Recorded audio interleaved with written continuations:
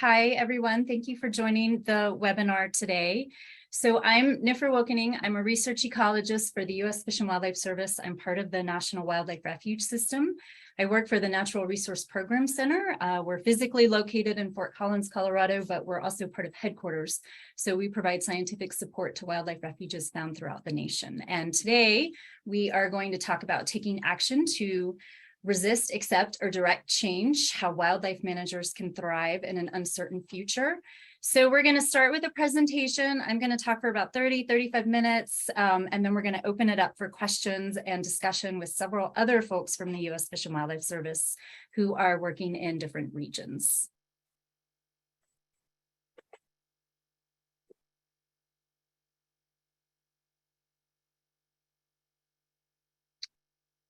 So today's webinar is hosted by the TWS Climate Change and Wildlife Working Group, which focuses on various issues related to climate change and wildlife.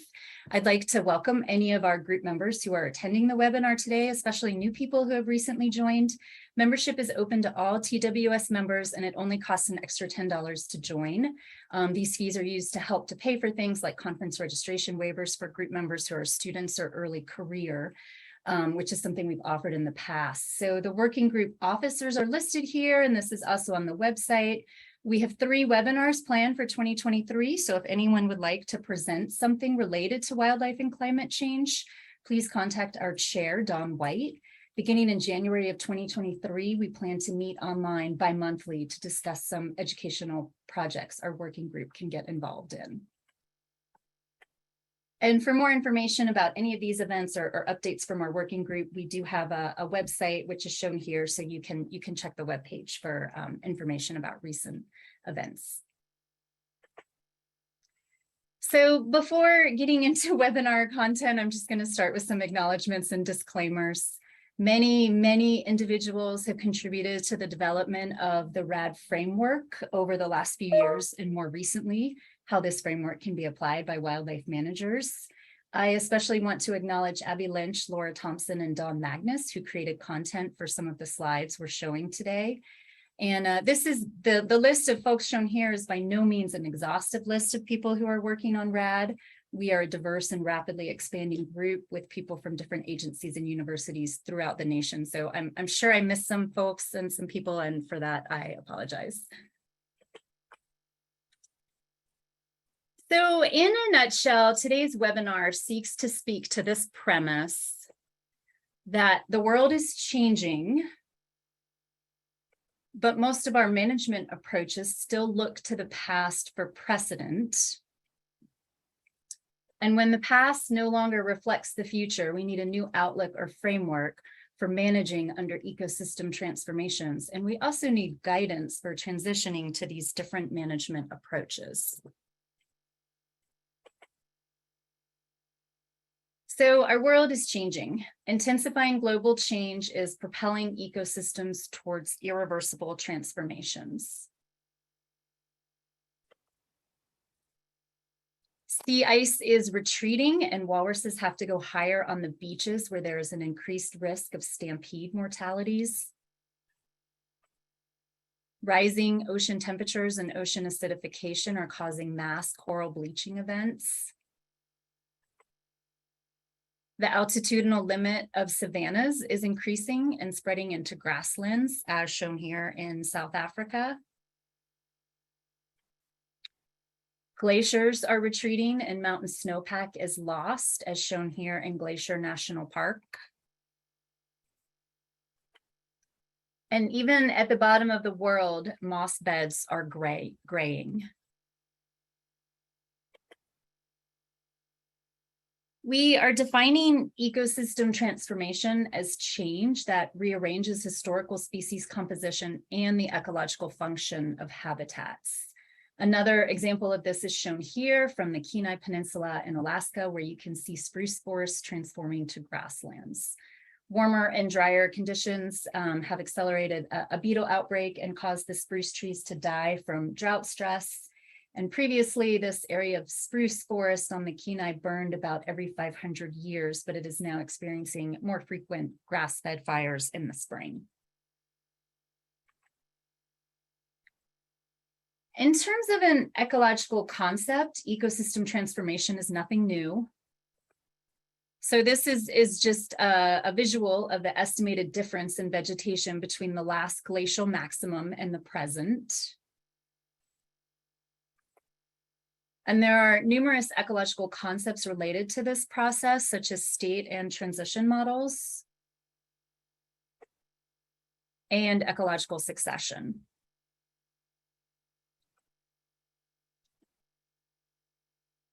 Ecosystem transformation is not new for our planet, but the current causes are. Historically, the main driver of system change was natural climate variability, which roughly followed glacial and interglacial cycles. Now we know most of the global change is being driven by human activities. This includes things like climate change, land use change, invasive species, disease, habitat fragmentation, and the list just keeps on growing. The rates and spatial scales of current ecosystem transformations are unprecedented. Plus, the relationships are hard to predict. Managers are dealing with direct and indirect effects, additive and synergistic effects, thresholds and tipping points, and a lot of uncertainty and unpredictability. One of the main challenges is the shift in the nature of drivers of transformation, which results in novel communities and increased unpredictability of system responses. So our traditional management response may be less effective. And for most natural resource managers, most of our management strategies have traditionally used past as precedent. Our go-to has been to restore or rehabilitate ecosystems to what they once were. But what happens when the past doesn't reflect the future? Many of our management approaches are increasingly less applicable. So we developed this RAD framework to initiate the conversation about how to respond. Managers can apply any of three approaches, either alone or in combination, to address ecosystem transformation that results from a changing climate or other directional drivers of change. The first option is to resist ecosystem transformations, where management actions focus on maintaining current or historical ecosystem structure and function. The second option is to accept ecosystem transformations, where managers do not intervene and allow ongoing transformations to occur. And the third option is to direct ecosystem transformation toward a specific alternative outcome, where managers accept that change is inevitable, but intervene to steer the transformation toward an ecosystem state with particular structure and function. This RAD trichotomy is useful because it encompasses the full decision space. Each option represents trade-offs among management goals, societal values, and available resources. The RAD trichotomy is useful, or ideal outcomes might be self-sustaining and self-organizing, which would require minimal future intervention, but subsequent environmental change or newly arrived species might require a new round of RAD decisions.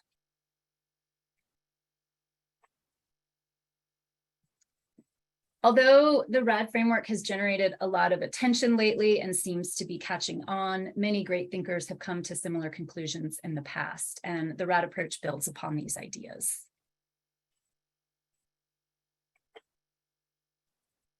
No one is entirely sure why this particular iteration is catching on now. Perhaps it's the acronym, especially given the large number of federal agency folks involved, and everyone loves their acronyms.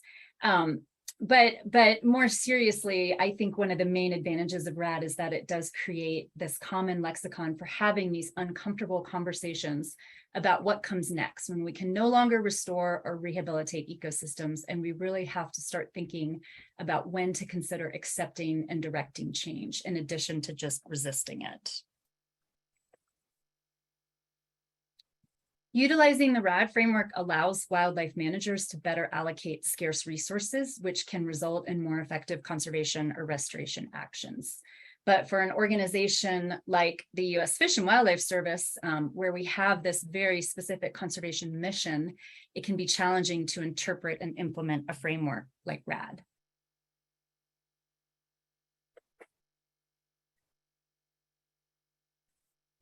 So to illustrate this, I'm going to use the Mojave Desert as a case study. and talk more specifically about some of the ecological features of this region that may make implementing RAD a little more challenging, and also go over some of the RAD actions that have already been occurring in this region.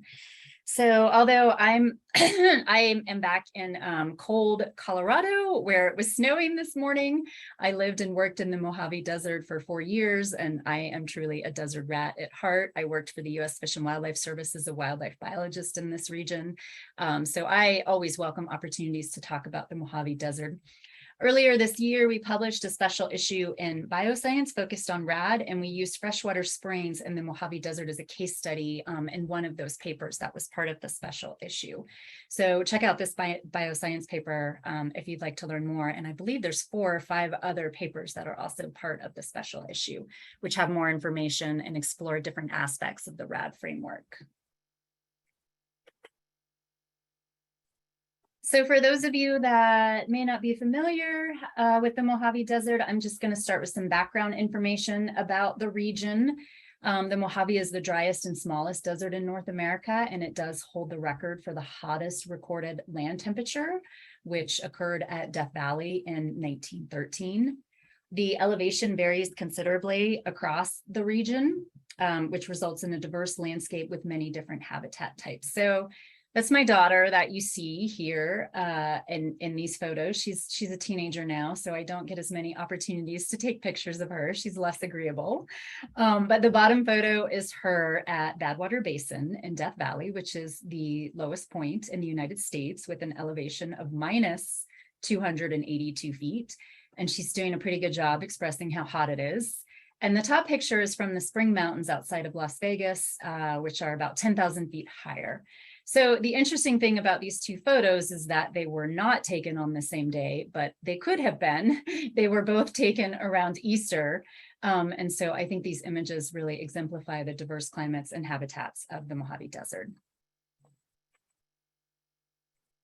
This is further illustrated by the high number of ecoregions that can be found in the Mojave Desert. So this is a map showing the EPA's level 4 ecoregion designations with a boundary of the Mojave Desert. And so you can see there's probably about 50 ecoregions that all occur within the Mojave.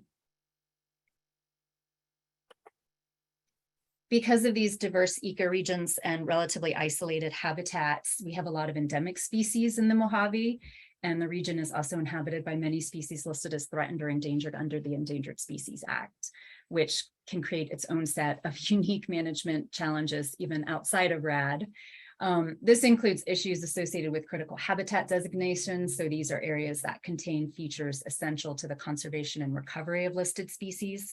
Many of these areas are likely to experience ecological transformation, and applying RAD in these situations may be further complicated by a critical habitat designation. So one of the biggest drivers of change in this desert region is climate change, which has the potential to dramatically transform the Mojave. So although we know it's pretty hot and dry already, the region is projected to get even hotter and drier in the future. So this set of pictures show another family member that often ends up in one of my talks. This is my dog Coco. So the first picture shows Coco at Red Rocks outside of Las Vegas, and the next one is at Furnace Creek in Death Valley, which is currently much hotter and drier. So when I start thinking about ecosystem transformation for this region, these are the images that always come to mind, since more areas in the Mojave Desert may start to look like this as vegetation communities shift in response to changing climatic conditions.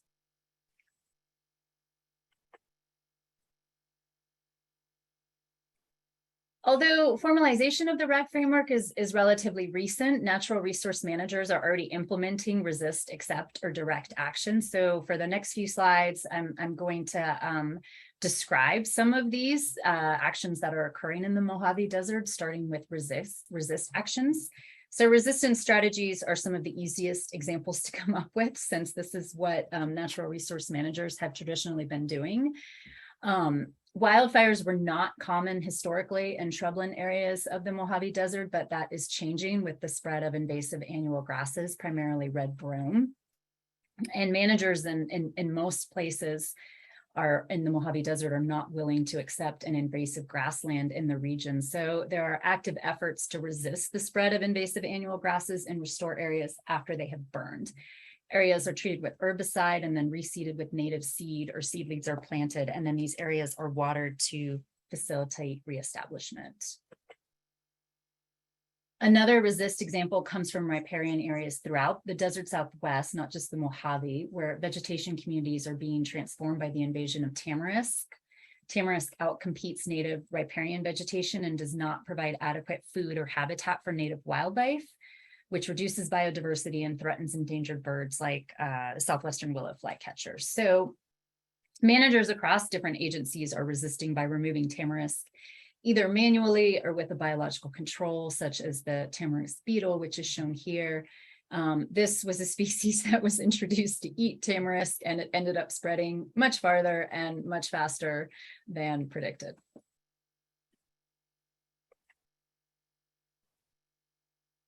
So coming up with examples of acceptance strategies is probably the most difficult. I think, part of that is because philosophically, this concept remains really challenging for managers to embrace. Most of the examples in the Mojave seem more like forced or unplanned acceptance since they relate to water diversions or groundwater pumping, which resulted in complete loss of aquatic ecosystems. One of the few exceptions is Panaca Warm Springs, which is located in southeastern Nevada near the Utah border. So there's not a lot of water, obviously, in the Mojave Desert, but when there is water, everybody seems to love it and flock to it. And this includes a pretty extensive list of aquatic invasive species, which inhabit pretty much every water body in the Mojave Desert. And in most places, there are ongoing efforts to remove and eradicate these invasive aquatic species, but not at Panaca Warm Springs, primarily because this is the only place to swim, and it's tradition for the kids from the local ranching and farming communities to learn how to swim here.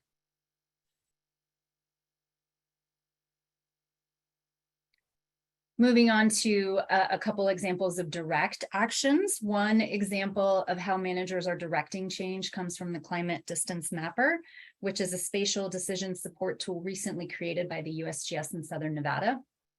It was designed specifically for natural resource managers in the southwestern United States to select seeds and seedlings for restoration sites. The tool incorporates climatic variation found throughout the Mojave and also includes other desert regions like the Sonoran.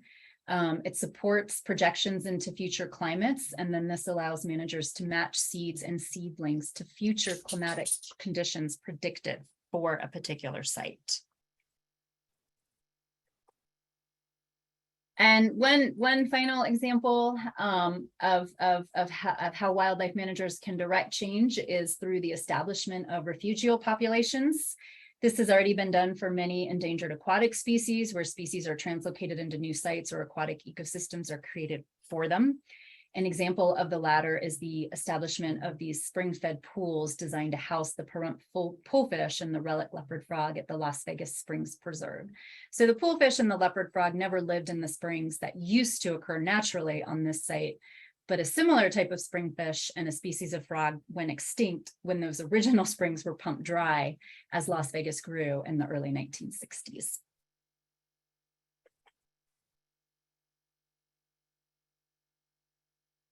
So we know that RAD actions are possible and that they are already occurring across many landscapes throughout the United States. But how do we implement this framework on larger scales across our regions? How do we transition from the discussion and move into a phase where we are taking more action? So this is just a short paper that just came out in the Wildlife Professional. I think it was the July issue. But the content of this paper builds on the work of numerous people from our agency, from the U.S. Fish and Wildlife Service's Climate Change Action Program. So this was a program that we formed in 2020 to provide a unified approach across our programs and regions. And this short paper is essentially a call to action to change the way that we're doing business. We already know that climate change is transforming community assemblages. And now we need to know when we should accept change, when and where should we accept change, and when we aren't accepting change, how can we take action to resist it or direct it?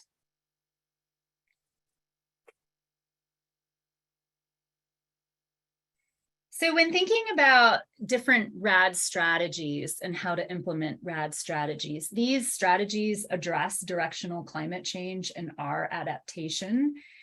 And implementing RAD faces the same challenges as implementing adaptation, which has historically been really challenging for wildlife managers to implement. So to better facilitate RAD implementation, we developed this analogy using a recipe. And we like to think of this as a recipe for increasing our capacity to implement climate change adaptation. And thinking about this as a recipe is an approach that can be useful because different people and different places may find that different proportions of each ingredient are to taste for their management problem. So I'm going to spend sort of the rest of the slide part of this webinar and conclude the webinar by sort of briefly discussing each ingredient and providing some examples. So the first ingredient is deliberative engagement to adapt the decision context. So we like to acknowledge the Tara group who developed the concept of decision context and its importance for transformational adaptation. Ecological transformations have occurred and the management regime has struggled to change as quickly as the ecosystem, partly because of social resistance. So the decision context is defined as an interconnected system of values and rules and knowledge that affects how problems can be addressed. Our decision processes, such as adaptive management cycles, occur within and are constrained by the values, rules, and knowledge held by the people involved, which is sort of depicted by the teal circle. And this is all influenced by the society we are embedded in.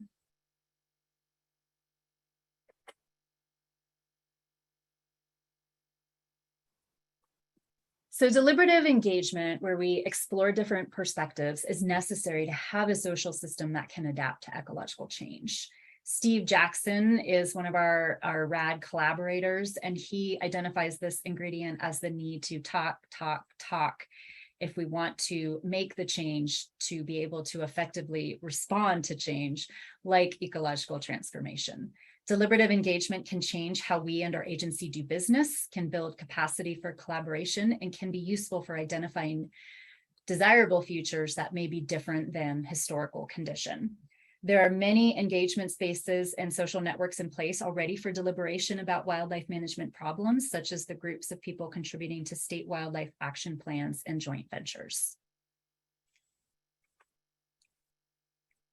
The next ingredient is knowledge about what futures are plausible. For this, we can leverage 15 years of amazing work about scenarios. To get to implementable adaptation, we can think about scenarios in terms of the beam and the paths.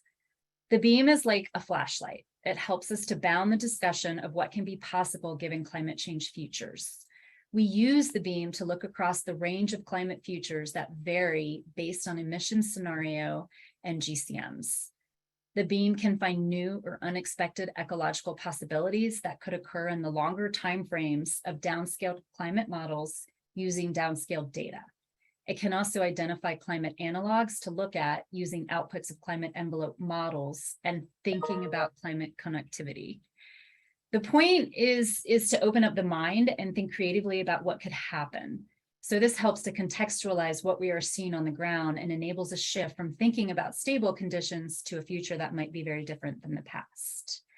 For species management, a climate envelope model can be the cone. So for example, moose are expected to expand into Alaska while being locally extirpated in the south.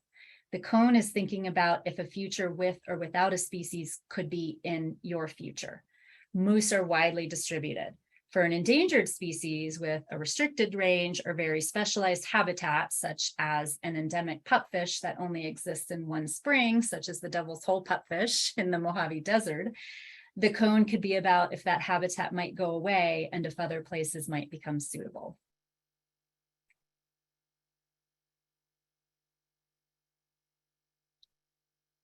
The paths drill down to how these different futures that fall within the cone might actually happen in a given path-dependent and contingent landscape. The paths identify the conditions and events like disturbances that are highly influential in our ecosystem or for our species. They include landscape context by acknowledging the historical legacies and geographic reality of the lands we are managing. The symbols in this figure are meant to communicate contingency events that move the ecosystem in different directions. So for example, a hot, dry fire or extreme flood event. These represent stochastic events that will shape the future. These are contingencies which can be defined as events that are plausible but difficult to predict in terms of timing. The paths communicate if this happens, then the ecosystem moves in this direction. This can help us evaluate if we are monitoring metrics that will allow us to identify which direction the climate is moving and which ecosystems will be aligned with the emerging climate.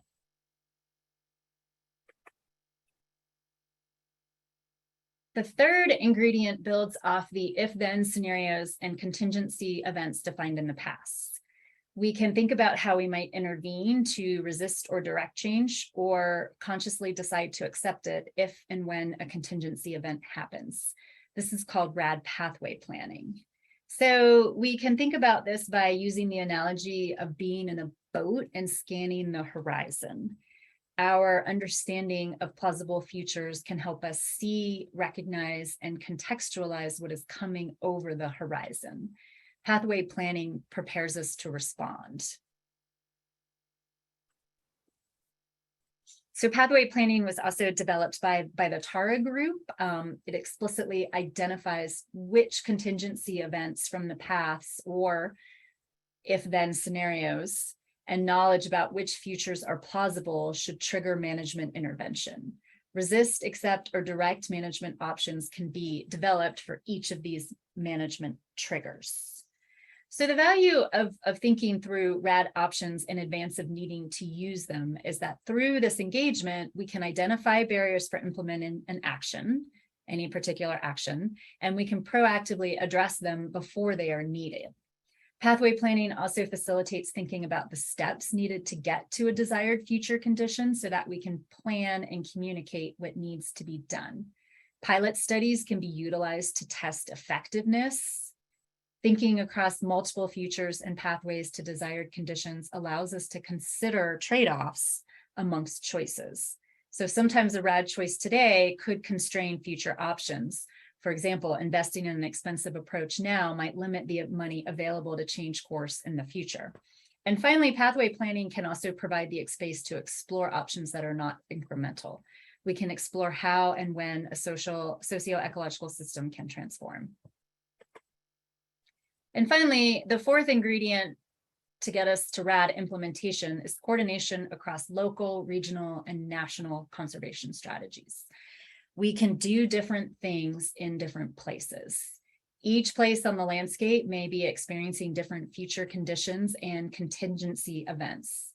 Local choices for how to respond can be different. Taken together, these create a spatial portfolio of RAD approaches, and this can make the entire landscape more resilient and allows us also to learn from one another, both within our own agency and across different natural resource management agencies, across different nonprofit organizations, university folks, across all of us who are working with throughout the landscape. RAD spatial portfolios allow us to manage refugia and transition locations differently. It allows different land managers to make individual choices based on their preferences, missions, and mandates. It also allows us to manage the leading, trailing, and core areas of a shifting species distribution differently, and to manage subpopulations differently. And finally, it can create the space to take risks. I think we all feel a little more comfortable trying new approaches that have the potential to fail when we know other lands are available to bet hedge against possible mistakes.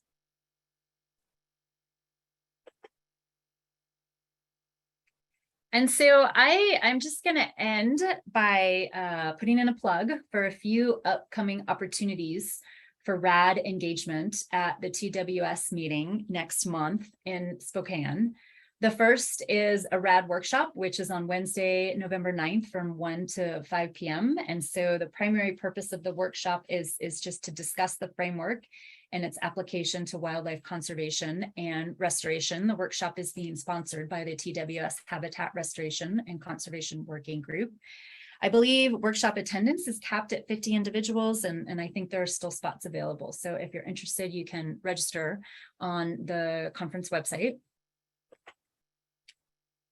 And the second is a panel session where we plan to continue to explore some of the issues we've been discussing today. So in the past, we have organized RAD focus sessions at the TWS annual meetings in the past, but we just didn't get to that this year, just couldn't get it put together in time. But there may be RAD related talks that are part of other sessions. So as we transition into the question and answer section of our webinar, if folks do know of other RAD related talks at the TWS meeting, feel free to put them in the Q&A. And I believe you can also search, I believe Tricia was talking about this earlier, you can search for RAD related events on the conference website, and that will also direct you to any events where we're going to explore, where folks will be talking about some of these issues and exploring these topics further. And so with that, I'd like to thank everyone for listening and attending the webinar, and we can move into the question and answer and discussion part of today's webinar. So if the other FWS folks could turn on their cameras and briefly introduce themselves, and we can go alphabetical by first name. So I'll start with Amanda, and I will see if I can stop sharing my screen. Oh, there we go. And if I can get my camera back on.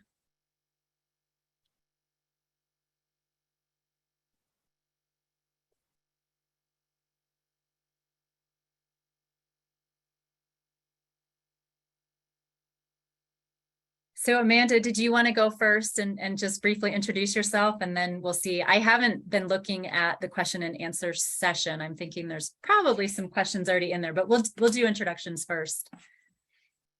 Yeah, sounds great. Thanks, Nipper. I'm Amanda Sesser. I coordinate the Southeast Conservation Adaptation Strategy for the Fish and Wildlife Service in the Southeast region, Region 4. And it's a partnership of 15 states and Puerto Rico and the U.S. Virgin Islands. So it's the extent of the CFWA geography. And it's all about getting people to work together to do more together than we can individually.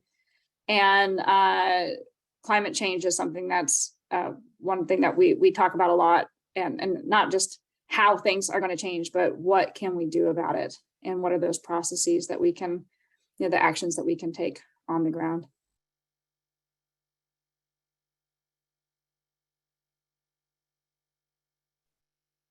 Dawn, I think you're next. Oh, thanks for prompting me. Hi, everybody. I'm Dawn Magnus. I'm a landscape ecologist at the Kenai National Wildlife Refuge in South Central Alaska.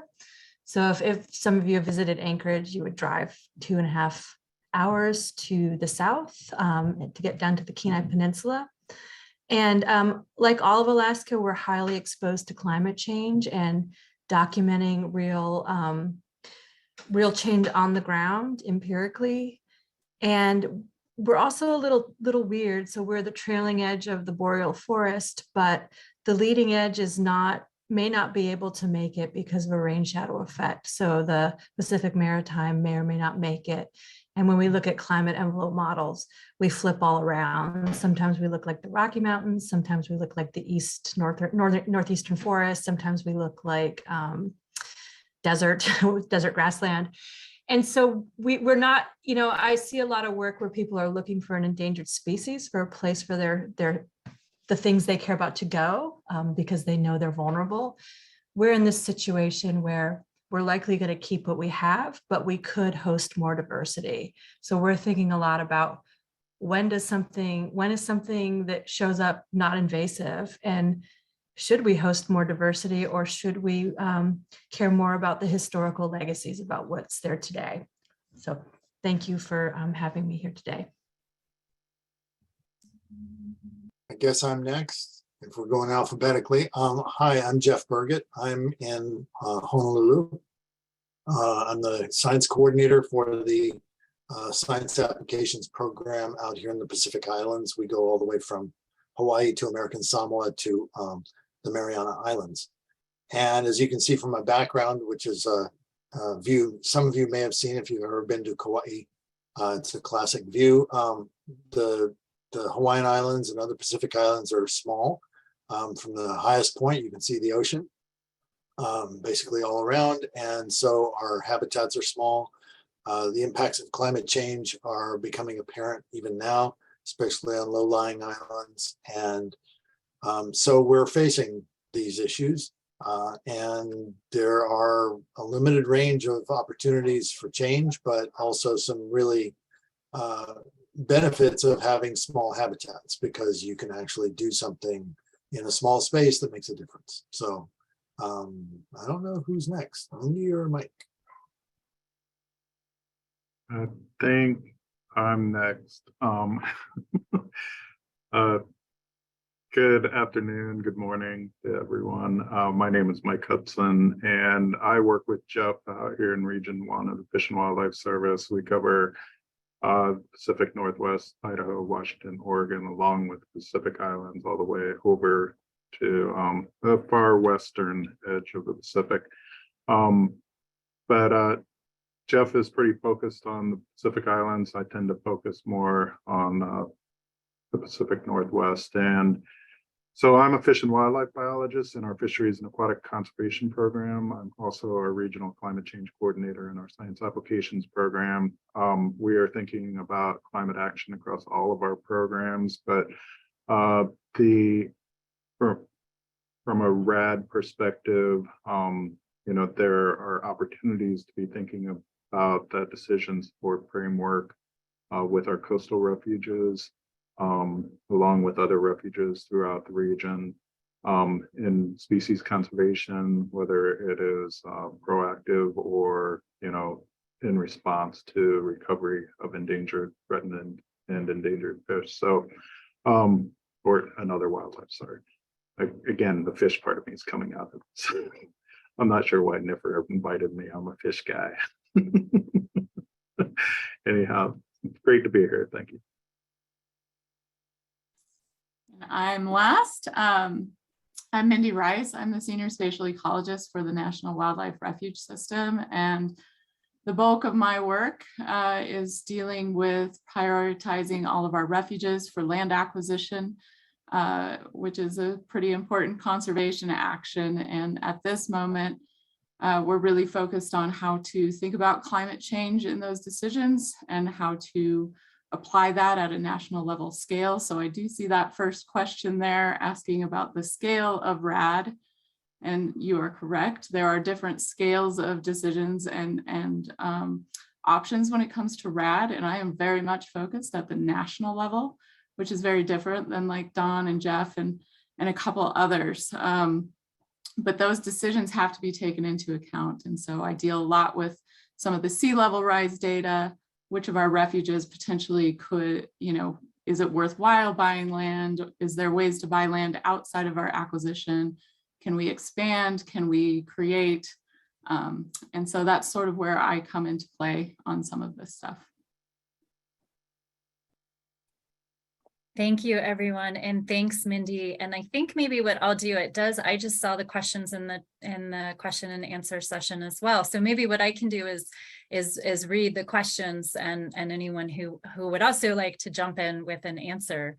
So the first question is, what seems important to RAD is the scale of decision-making, especially spatially and temporally. Can you talk a bit about that?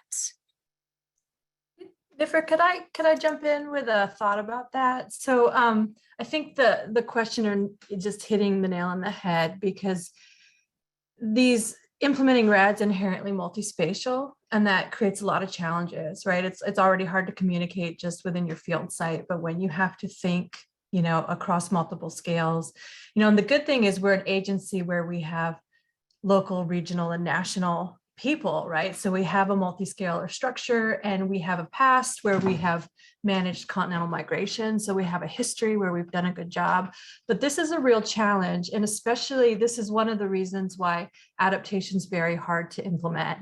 It's an inherently local decision. But, you know, Katie Clifford did a review of Forest Service managers. And one thing they said is it's like, I'm really scared to invest a lot of money in a strategy if I'm the only person and I'm just swamped by a regional change. And so it's not very satisfying, but this is where that engagement is so important, because it is like on our refuge, Andy Loringer is saying we could do things to diversify our emerging grassland, but is this just a little postage stamp in a whole state? Or is there's some indications that maybe Western Alaska could look similar to us climatically? Is this an Alaska-wide trend? And so these are decisions that are really hard to make without those contexts at multiple scales.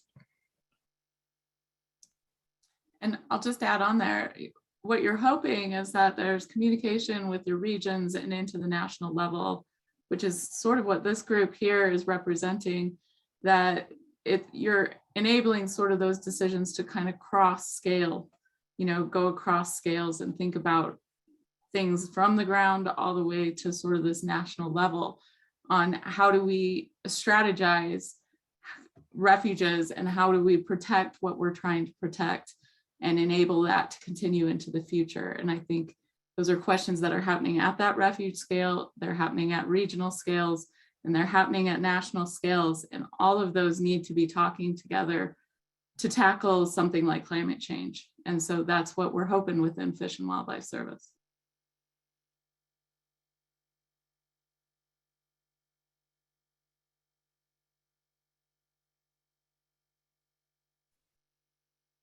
Did anyone else want to address the first question and talk a little bit more about scale? So I guess I don't want to continue to say what Dawn and Mindy just said, but I think it's really important. And I think what we're trying to do is get this different way of thinking applied at the ground level. That's where the conversation has to start, because it's those people that are most intimately familiar with the landscapes or the species that they're working on. And so if they just start down a path without considering these other pathways, then the decision is already made from the get-go. And what we're trying to do is create that space to think about all the different options and feed that information up to the regional and national levels, so it can be considered in prioritization and funding and all that stuff that comes into play in terms of what gets implemented and not implemented, and ultimately provides the greatest conservation value. Yeah, go ahead, Jeff. Yeah, the one aspect of the question that we haven't addressed yet is the temporal aspect. So I think one of the real strengths of the approach that we've outlined here is that beam and path aspect, which specifically is about temporal scale. And when you are making decisions in the here and now with imperfect information about the future, and with really kind of guesses as to what management actions will have which effects, I think that offers a real way to think about this in terms of actions now, actions 5 years in the future, actions 10 years in the future, actions whenever these contingent events that are really important to structuring ecosystems occur, right? So there's planning that can happen now based on what you know now. And of course, with climate change, we have to talk about scenarios, because what humans are going to do to address climate change is the biggest unknown of all. We can know that there's a floor below which we're unlikely to go in terms of emissions, total emissions. We don't know what the ceiling is, and we don't know what those trajectories look like. So we can say it will be at least this much, but we don't know what the ultimate position is going to be of each ecosystem. And even with if we stopped emissions right now, warming would stop quite soon, but the ecological trajectories already set in place would continue to go. There's kind of a global warming debt in ecosystem change. So I think the power of this approach is that the setting up of these RAD decision points based on these events that may occur in time and space.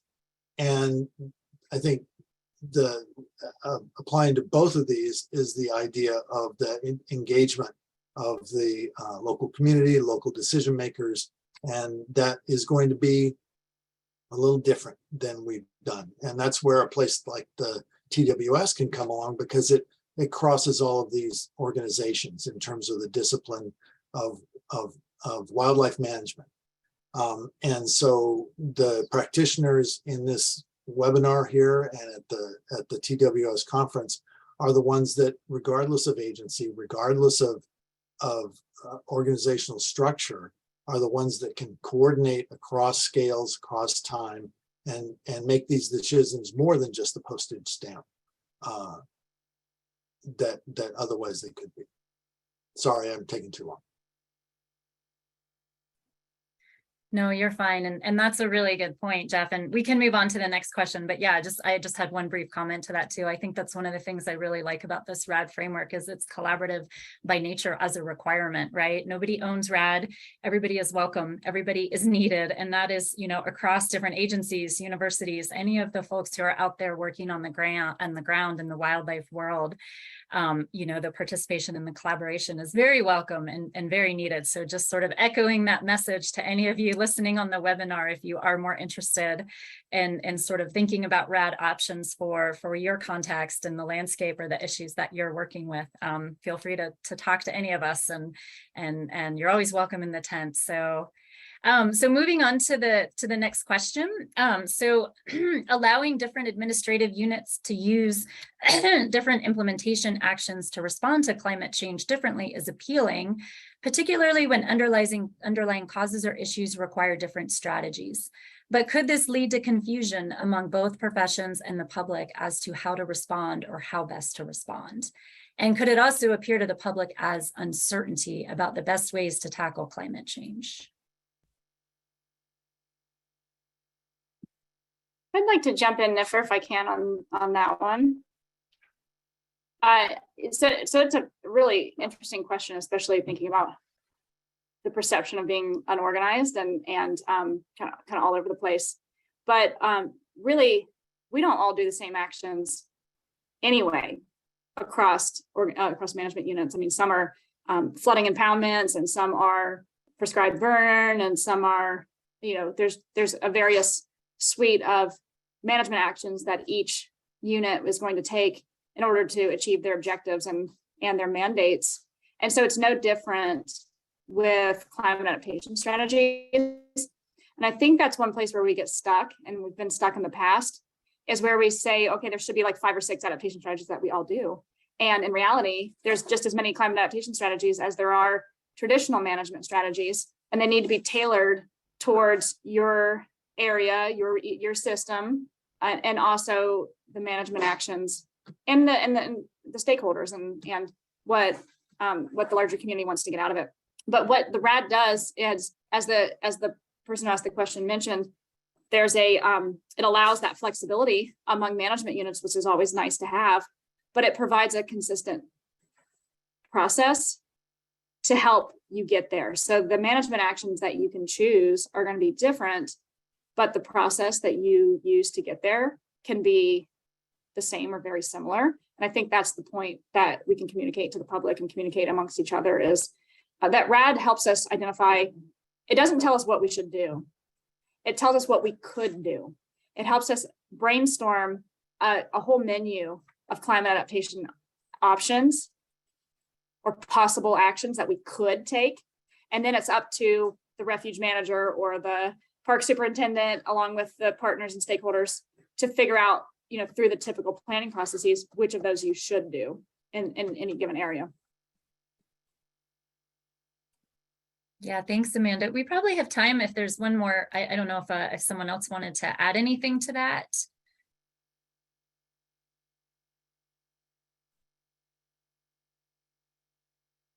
And if not, we can move on to one of the other questions. So this is a good question. Can you address how RAD might be used to address sea level rise and loss of coastal wetlands, especially in landscapes where such losses may be extensive, for example, Western Alaska?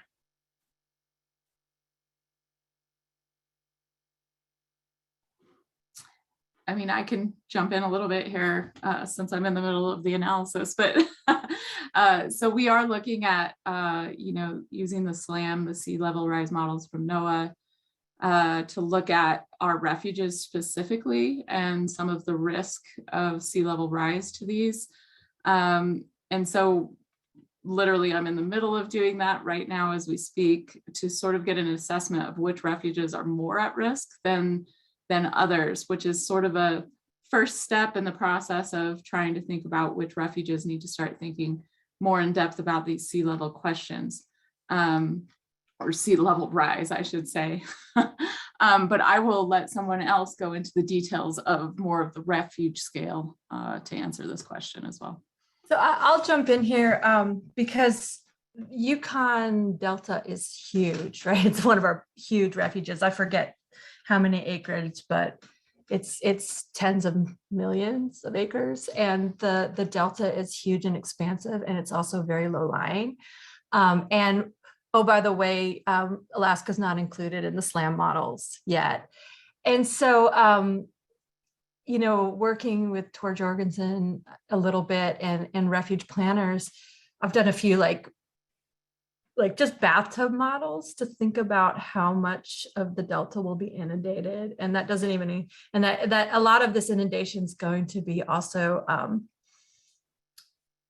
storm events are going to be part of that as well. So I think, we are having these innovative, like there are really good, remote sensing topography things now. So we have some innovative ways from remote sensing to think about it. But these questions of, how much will be left, and is there room for it to migrate inward? And what was I going to say? Like the delta is also getting sedimentation. Will it rise up? These are all very uncertain, and the challenges is of thinking about in that vast refuge, like how much wetland will be left, and is it enough? And so feel free to email me if you want to see those model outputs, because it's a little shocking, and I haven't taken the step to tune it with some other data we have from remotes, but I think there's at least some ways to like sort of look into the crystal ball and start to think about the order of magnitude of change that might be coming down the pipe.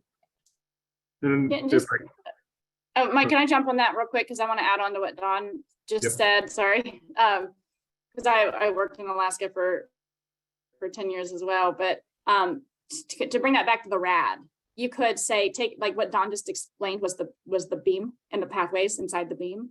And then so how can you then step that down through a RAD framework, so you identify like what would your options even be to resist, like building levees could be an option for resisting and keeping the sea level incursion out.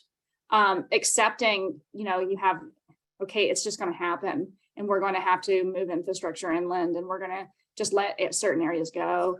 And then directing might be like, well, how are we going to actually facilitate the migration of freshwater marsh, farther inland and things like that.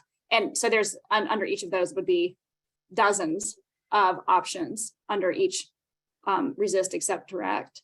And we did this exercise actually with folks in Yukon Delta at the refuge there. And it was fascinating what they came up with, really outside the box thinking, and identified some really fun adaptation actions. So sorry, Mike, go ahead. No, that's actually a great segue into what I was going to say, which is a specific example where RAD is being implemented on the ground and taking action across the pathways, and that's Blackwater National Wildlife Refuge on the Maryland coast. And you can see examples of resisting, accepting, and directing all across the landscape of that refuge. So I would encourage people to maybe look into that a little closer, and Niffer can probably provide you some links. Yeah, thanks, Mike. We have a couple of questions that are sort of related to having confidence in your prioritization of projects and threats, and also uncertainty. So one of the questions, how can managers and professionals have confidence in their prioritization of projects and threats, when to focus on climate change versus local population threats? And related to that is, how is uncertainty of these ecological and climate projections dealt with in RAD? So if anybody wanted to speak to those questions.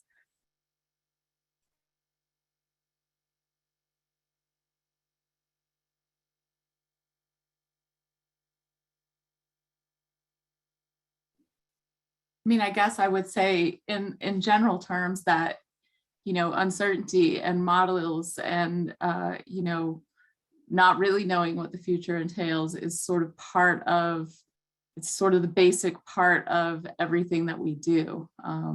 There's very few management actions where we 100% have a guarantee. And sometimes our management actions actually work against us. And I think Nefer provided one of those examples. And so I think in reality, you're trying to go for, we're some sort of, yes, we're acknowledging that there's uncertainty in whatever action that we're doing, but we're basing this in science as much as we possibly can. And we're basing this in, the models that are most used out in the private and public sectors, and most agreed upon. But there is no 100% guarantee on any management action that we do. But if we do nothing, we're 100% guaranteed to destroy stuff. So we know that it's going to change. And so that, that obviously I'm a statistician and a modeler. So I always have that whole caveat of, we just don't know for sure, but we have to try. Yeah, and I just want to add, I know there's a lot of discussion about anticipatory adaptation. And what I've found is, sometimes those signals are going to blink on. So that's why that analogy of scanning the horizon and using scenario planning to be able to recognize what's coming over, because of course we're going to try to keep what we have until we start seeing those signals that it's not possible. And in that context, experimentation to accelerate directional change can be helpful, and also pilot projects to just see if we can even be effective if we try to resist or direct those changes. And that we might have, it might not just be like that, we might have a decade or more where it's blinking on in different parts of the landscape. So we might have time, if we're paying attention, to get our ducks in a row and know what we can and can't do. Okay, great. Thank you. So I think we have time for one last question. It looks like we've got another minute or two here. Has there been any effort or interest to integrate issues of exploring financial investments from the private sector to help move D forward in the RAD discussions? This is a great question. My thoughts here are specifically the ideas of private sector to benefit in forestry and nature-based recreational opportunities to get broader buy-in beyond federal agency. I think America the Beautiful, the effort across the country is sort of trying to engage in partnerships. A lot of our landscape conservation design efforts are really engaged on some of the partnerships. And the idea behind this is that this is not a federal or state only process, and that we're trying to sort of look at how do we do this inclusion with recreation and other processes in the private realm. So there are efforts, it's hard, and it's going to take a while. Okay, great. Thank you. I think we are probably now out of time. So thank you everyone for attending today. Thank you very much, Nefer. I really appreciate the opportunity. Thanks, everybody.